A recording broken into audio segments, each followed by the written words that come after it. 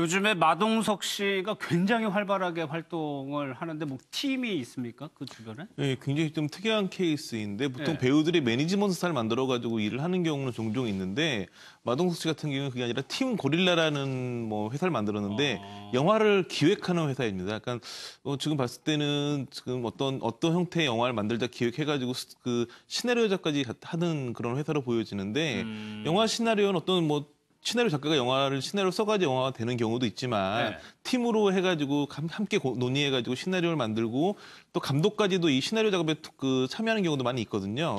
이 회사도 이제 뭐 젊은 감독들이나 시나리오 작가들이 모여가지고 영화 시나리오도 만들고 또 웹툰 스토리도 만들고 이러는 좀 그 컨텐츠 개발하는 그런 회사입니다. 그러니까는 애초에 작가하고 감독과 배우도 있으니까는 마동석 씨를 염두에 두고 뭐 영화를 기획한다는 얘기 되는 건가요? 그런 부분은 아닌 것 같고요. 아무래도 네. 그 영화들에 이제 마동석 씨가 실제로 출연하는 경우도 많이 있었지만 이제 안 하는 경우도 있고. 마동석 씨 원래 이제 미국에서 오래 거주하다가 한국에 들어와서 이제 단역 배우부터 시작하면서 본인에게 굉장히 영화 관련된 아이디어가 많아가지고 얘기를 하면 네. 그냥 이거를 뭐 이렇게 우리나라 같은 경우 특히는 좀 그런 게 심한데 아이디어라서 정식으로 이렇게 사가는 게 아니라 아이디어만 쏙쏙 빼가는 경우들이 많이 있거든요. 그래서 그때 네. 좀 그런 생각을 했다면 내가 나중에 영화계에서 뭔가 내가 내 목소리를 낼 수 있을 때 되면 네. 뭐 그런 아이디어를 가지고 회사를 만들어 보고 싶다 해가지고 실제로 좀 친한 뭐 신인 감독이랑 작가랑 뭐 그런 얘기를 하다가 셋이 함께 작업을 하게 됐고 거기에 이제 한 명, 두 명 더 들어오면서 지금의 이제 네. 팀이 꾸려진 거죠. 아니, 소국님 이런 형태가 잘 되고 커지면 회사가 되는 거잖아요, 하나의. 이미 회사가 됐죠, 사실. 네. 예, 이미 회사가 됐고 저런 부분이 굉장히 부가가치가 크고 확장성이 큰 겁니다. 네. 그러니까 어떤 시나리오들을 만들고 그에 맞는 사람들을 캐스팅해서 실제적으로 작품화까지 이어지는 이런 것들을 이른바 이제 인큐베이팅을 하는 거 아닙니까? 네. 예, 그러한 콘텐츠 기획회사, 이거 소프트웨어적인 그런 일을 하는 회사이기 때문에 실제로 지금 보면 시나리오도 몇 개 쓰고 있고 저 팀에서 웹툰 작업도 뭐 하고 있다라고 하니까 이 콘텐츠라는 그 시나리오를 중심으로 해서 일부는 영화화하고 일부는 영화로도 만화로도 플랫폼을 만들고 다양하게 하는 그렇죠. 거죠. 그런 네. 이제 하나의 모태 회사를 운영하는 거기 때문에 굉장히 마동석 씨가 주는 어떤 배우로서의 이미지와는 네. 저런 일도 하고 있었네. 상당히 좀 새로운 굉장히 지적인 일이고 부가가치가 높은 일이거든요. 저 일이. 네. 예, 그래서 아주 문화 새롭게 산업이라는 게. 예, 그렇습니다. 네. 또 하나 중요한 부분이 마동석 씨가 좀 의리의 사나이라는 그런 캐릭터적인 이미지가 많이 있는데 그 부분이 이번에도 막 연결이 된 게 이제 최근에 올해 출연했던 개봉한 영화 중에 원더풀 고스트가 있고 동네 사람들도 있고 성난 황소도 있는데 이제 성난 황소는 곧 개봉하는데 이 영화들의 감독들하고 출연 약속을 한 게 벌써 5년 전이라고 합니다.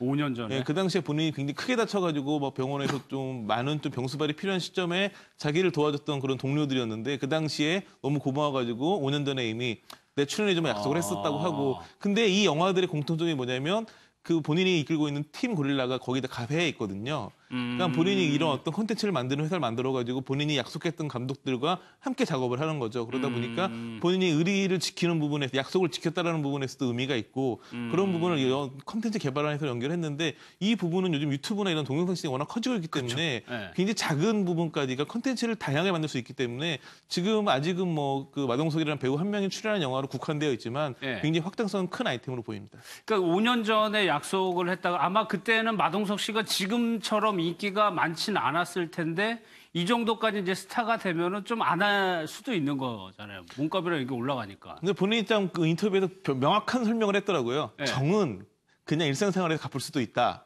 그러니까 정 때문에 하는 일은 아니다. 그렇지만 약속을 한 거는 반드시 지켜야 된다.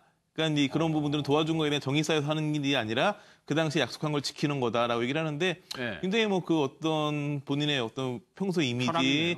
그리고 영화나 드라마 속의 이미지 그런 그 의리의 사나이라는 이미지를 실제로 좀 실천하고 사시는 분 같습니다. 아니 근데 양진면서 마동석 씨가 영화에 굉장히 많이 나오거든요. 올해만 해도 몇 편 나온 것 같아요. 맞습니다. 사실 이게 2013년에는 9편이 개봉을 했다라는 거예요. 그래서 1년에 그렇게 많이 그 시간 동안 찍을 수 있나라고 했는데 그게 아니라 평균적으로 한 1년에 3편 정도 본인이 촬영을 하는데 개봉 1년에 시기가 몰리게 되면 이제 관객들 입장에서는 와 정말 개봉하는 영화보다 마다 다 나오는구나라고 이제 느낄 수가 있는 거죠. 그래서 네. 한때는 사실 너무 다작을 한다 내지는 이미지가 너무 소비된다라는 네. 좀 논란도 있었는데 그 부분에 대해서 마동석 씨가 이제 입장을 밝혔습니다. 본인은 전혀 소비라고 생각하지 않고 나에게는 생산적인 일이고 에너지가 되는 일이다라고 하면서 사실은 본인이 촬영을 하면서 그렇게 언제 배급이 돼서 언제 개봉을 할지까지 고려를 하면서 일을 할 수가 없기 때문에 예. 뭐 이렇게 이미지가 소비된다라고는 봐주지 않았으면 좋겠다라는 입장을 밝혔습니다. 예. 그 부분은 어떤가요?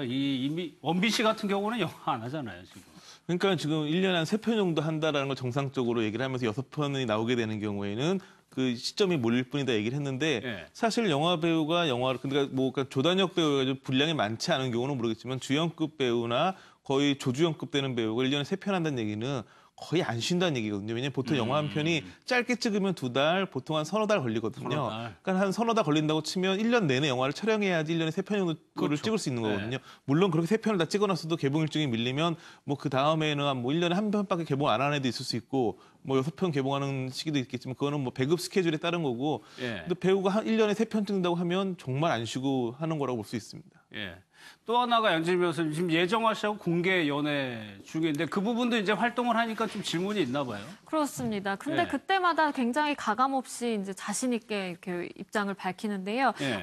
두 분은 사실 2016년 11월에 공개 열애를 이제 인정을 해서 한 2년 정도 이제 연애를 하고 있습니다. 그래서 본인은 굉장히 이제 그 캐릭터상으로 그 영화상 캐릭터인 동철이 있는데 거기에 이제 아내를 사랑한 순정파 캐릭터거든요. 그 네. 캐릭터를 빗대면서 내 마음도 같다라고 하면서 이제 애정을 드러냈고요. 그리고 네. 본인의 SNS에 이제 팔로워를 보면 굉장히 숫자가 많아요. 그러니까 마동석 씨를 팔로우하는 사람 많은데 본인이 팔로우하는 사람은 단 한 명, 예정화 씨밖에 없습니다. 상징적으로 보여주는 거거든요, 이게. 본인이 SNS를 열심히 활용 안 하는 거다라고 이해하는 게 더 맞지 않을까 싶습니다. 팔로우 그러니까 이거는 마동석 씨가 이제 뭐랄까요? 본인이 소식을 듣고 싶은 사람인 건데 그렇죠. 예, 소식을 듣고 싶은 사람은 예정화 씨 하나다라는 의미. 그렇죠. 상징적인 이미지가 더 커 보이지 않나 그렇게 보입니다. 홍진영 씨 얘기도 한번 볼게요. 홍진영 씨도 참 여러 차례 변신을 많이 하고 있는데 굉장히 힘들었었나 봐요, 과거에. 뭐 홍진영 씨가 그런 게 아니라 대한민국의 모든 걸그룹이 그렇습니다. 그러니까 막 약간 시스템이 잘 돼 있다라고 하는 대형 연예기획사의 경우에도 굉장히 어렵게 연습을 하거든요. 그런데 그렇지 않으니까 사실은 많은 분들이 그 유명한 연예기획사에서 나와가지고 활동을 하고 있는 걸그룹만 기억하시지만 사실은 데뷔를 준비하다가 엎어지거나 데뷔한 다음에 잠깐 방송 활동하다가 그냥 행사 무대만 하다 없어지거나 뭐 이렇게 그 성공하지 못하는 걸그룹도 굉장히 많거든요. 그런 곳들은 더 열악하고 왜냐하면 굉장히 시스템이 잘 돼 있는 곳과 겨뤄야 되기 때문에 그 미비한 시스템에도 굉장히 좀 혹독한 연습을 시키기도 하는데 그런 부분에서는 굉장히 좀 인권이 침해될 만한 그런 여지의 상황도 많이 연출이 되곤 하죠. 근데 속전 이 얘기를 들어보면은 과거 얘기이긴 하지만 굉장히 좀 심한 측면이 좀 있어요. 그렇죠. 지금 시점에서 아마 이렇게 된다면 여러 가지 문제가 좀 논란될 수 제기될 있죠. 수가 있습니다. 밤새워서 거의 잠도 안 재우고 독후감 쓰거나 노래 가사 애우게 하거나 예. 또 이렇게 하고 심지어 엎드려 뻗쳐 이런 것을 계속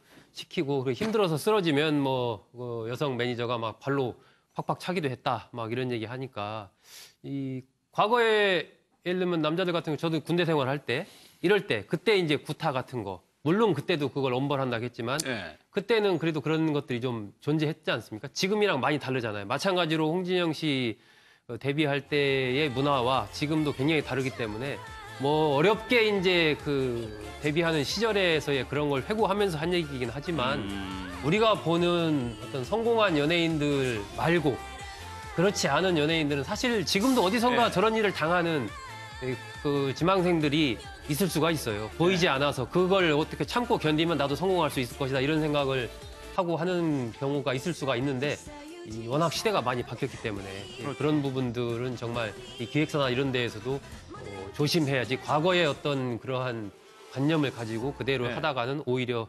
데뷔는커녕 데뷔하기도 전에 엄청난 비판을 받을 가능성이 있습니다. 그러니까 홍진영 씨는 그게 이제 못 견뎌가지고 뛰쳐나왔다는 건데 얼마 전에 또 기자회견 한 적도 있었고. 그러니까 그 당시에도 굉장히 도저히 못 견디고 나왔다고 하는데 예. 문제 이제 그러고 나니까 이제 지금 소속사를 만나가지고 제안을 받은 거죠. 혹시 트로트 가서 해볼 생각 없냐? 처음엔 도망갔다고 합니다. 왜냐면 걸그룹 멤버가 되고 싶었는데 그때는 걸그룹이었군요. 성인가요 가수가 되니까. 근데 이런 경우 젊은 좀 성인가요 가수 중에 이런 케이스들이 많은 게 뭐 이런 거에 어떤 붐을 일으켰던 장윤정 씨 같은 경우에는 네. 강변가요제 대상 출신으로 발라드 가수를 꿈꾸다가 트로트 제안을 받고 도망다니다가 했는데 성공이 난 케이스였고 이번 홍진영 씨 같은 경우도 비슷한 케이스였는데 뭐 굉장히 고생을 많이 했지만 그런 부분에 트레이닝 된 부분이 아마 지금 활동하는 데 도움이 되지 있지 않을까 싶습니다. 그런데 양 변호사님, 홍진영 씨는 여기서 멈출 생각이 없나 봐요. 계속적으로 좀 뭔가를 계속 하려고 합니다. 정말 대단하신 것 같은데요. 일단은 그 후배들, 그러니까 트로트를 하는 후배들이 이제 오디션 기회가 많이 없다라는 거를 예. 알고 후배 양성을 위해서 오디션 엔터테인먼트 대표를 지금 꿈꾸고 있다라고 하고 작곡과 뭐 작사까지 준비를 하고 있다고 합니다. 그리고 이거는 이제 홍진영 화장품이라 그래서 이 그 얼굴에 바르는 그 파우더나 팩트 같은 게 홍진영 씨가 늘 굉장히 피부가 좋고 늘 변함이 없거든요. 그래서 여성들 사이에서도 굉장히 이제 그냥 유명했는데 그거를 이제 제품화를 시킵니다. 홍진영 화장품 이렇게 제품화를 시켜서 이게 홈쇼핑에 나갔는데 처음 방송하고 뭐 10억 원이 넘는 매출을 올렸다라고 하니까 굉장히 이것도 인기고요. 본인이 사진 셀카를 찍는데 만족스럽지 않아서 앱을 스스로 개발을 할 예정이다라고도 하고 거기에 더불어서 또 개인 채널 요새 굉장히 유행이잖아요. 본인의 개인 채널을 또 하는군요. 만들어서 뭐 게임을 하는 거 아니면 뭐 화장법 다양한 콘텐츠들을 보여주고 있습니다. 그러니까 그 인기 있는 연예인이 다른 사업이나 일을 하는 게 그 인기를 좀 활용하고자 하는 측면일까요? 요즘에 이제 유튜브를 활용하는 경우에는 대세여가지고 다부 하는 경우도 있고 굉장히 이게 유망하기 때문에 좀 많이 하는 경우가 있고 화장품을 비롯한 홈쇼핑 같은 경우에는 과거 이제 그 CF 출연하는 거에 한 단계 더 나아간 부분인데 네. 뭐 물론 본인이 아예 업체를 만들어가지고 만드는 경우도 있지만 어떤 회사와 CF 계약 비슷하게 계약을 해가지고 좀 그 개발 단계에 참여를 해가지고 본인의 이름을 걸고 하는 경우도 있고 그러니까 그 사회가 점점 다변화됨에 따라 가지고 인기를 가지고 있는 연예인들 같은 경우에도 할 수 있는 일들이 조금씩 과거에 비해서 변형되면서 넓어진다고 이해할 수 있겠죠. 그러니까 예전에는 음식점만 했잖아요. 그렇죠. 이제 환경이 미디어 환경 자체가 특히 많이 변하면서 채널이 굉장히 다양해졌지 않습니까? 예, 예. 과거에는 방송국, 신문사 뭐 이렇게 딱 정해져 있지만 지금은 뭐 인터넷 방송, 뭐 무슨 뭐 유튜브 포함해서 SNS도 굉장히 이렇게 팟캐스트. 자신을 이 홍보하고 또 무언가 이 상업화할 수 있는 채널들이 너무 많이 열려져 있기 때문에 그러한 가능성이 있고 뭔가 되겠다 싶은 생각을 가진 분들은 하나의 그 소스를 가지고 정말 멀티로 이걸 활용해서 수익을 확보하고 자신의 가치를 브랜드 가치를 더 올리는 거죠. 그러니까 홍진영 씨 같은 경우도 마찬가지고 지금 뭐 많은 부분에서 그런 분들이 시도를 하고 있기 때문에 어떤 자신의 컨텐츠를 어떻게 하면 확보할 수 있느냐. 예. 이 부분이 이제 굉장히 중요하고 그것만 된다면 그것을 펼칠 수 있는 채널은 과거에 비해서 굉장히 많이 지금 열려져 있는 시대라는 부분들이 또 홍진영 씨가 저렇게 다방면에서 자신의 사업 등등을 하고 있는 배경이 아닌가 생각합니다. 예. 오늘 준비한 내용은 여기까지입니다. 마무리하도록 하겠습니다.